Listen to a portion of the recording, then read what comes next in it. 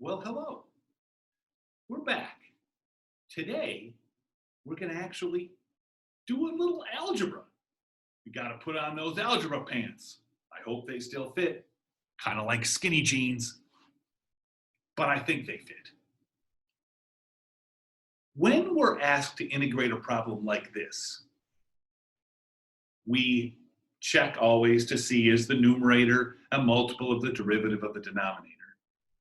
In this case, it's not. And then we look to see, can I factor the denominator and use partial fractions? And so what is the theory behind partial fractions? Well, in order to answer that question, we have to go back in time. That's right, Algebra 2, the wonder years. Do you recall doing a problem like this? I'll bet you do. What would you do? You'd get a common denominator, x plus 2 times x plus 5. You'd multiply this numerator by x plus 5 and this numerator by x plus 2.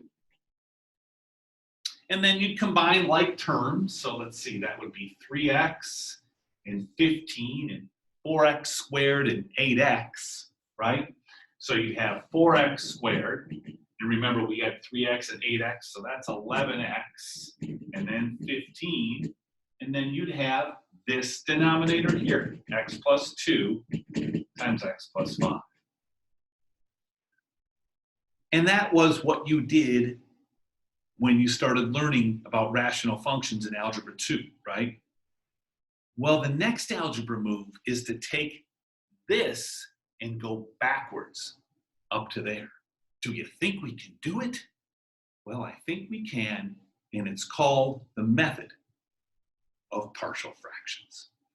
Let's take a look using our problem from calculus. Now here we're given x over x squared minus 5x plus 6. Can't use a u substitution, so I'm going to take a break and do some algebra. And what I'm going to do is I'm going to factor this denominator.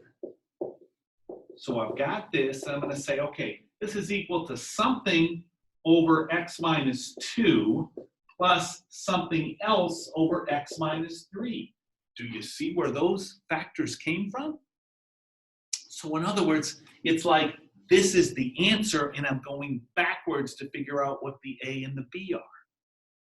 Oh, so in this previous problem that we had, right, this was my answer, and I'm going to go backwards to figure out what those a's and that b are. Oh, okay, that makes sense a little bit.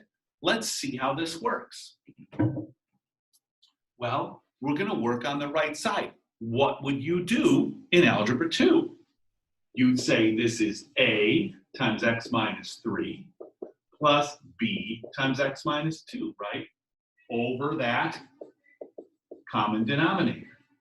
And this is equal to x over that same denominator, right? So for the rest of the algebra here, I'm just going to kind of ignore those denominators, all right? And then don't worry, we'll deal with the 2 and the 3 later, but I'm just going to kind of, because I want to know what a and b are, right? So we keep working, and I have x here, and I've got ax minus 3a plus bx minus 2b. Okay, how do I solve that? But again, remember, I'm trying to make the right side look like the left side. So watch this. Isn't this the same thing as 1x plus 0 on the left side? Yes, it is. And isn't it the same thing on the right side as a plus b times x minus 3a minus 2b? Yes, it is. And now look what we have. Well, what I have is a nice system of equations. What's the system, you say? Well, look closely. A 1 goes with the a plus b, doesn't it? It sure does. And the minus and the 0 goes with the minus 3a minus 2b. It sure does. And that's my system of equations. Huh. Let's see how that works. I have a plus b equals 1 and minus 3a minus 2b equals 0. Oh, could you solve that system of equations? Well, if you're in AP Calculus BC, you'd better be able to. Otherwise, I'd suggest dropping the course now. Okay. So what do we know here? We know a is 1 minus b. I'm going to make a little substitution here. I'm a big fan of the substitution method, but hey, that's just me. You do you. Okay, so negative 3 times 1 minus b minus 2b equals 0. Negative 3 plus 3b minus 2b, or not 2b, equals 0. So minus 3 plus b equals 0. I got b equals 3. Okay, well, what does a equal? A equals 1 minus b. I got a equal to negative 2. Well, guess what, kids? Now I've got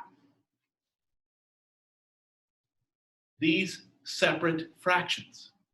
Now, what's so special about those separate fractions? Let's find out. Okay, so what have we done? We've said that x over x squared minus 5x plus 6 equals a over x minus 2 plus b over x minus 3. Well, here we go.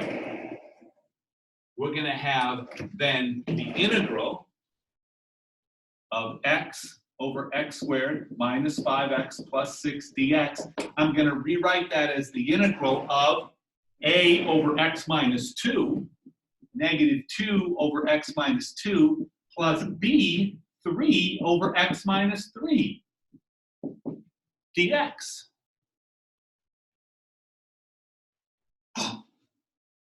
Natural log! That's right, natural log. Oh, so this is the same thing as negative 2 natural log x minus 2. I don't hear any chains, do you? Nope, no chain rule. Plus 3 natural log x minus 3 plus c. That's our answer. Now, fancy pants kids, you can put that together. And you know that I love pre-calculus. So we might say natural log absolute value of x minus 3 cubed over x minus 2 squared plus c. But hey, that's just fancy pants pre-calc. This is the method of partial fractions. Rewind, watch again.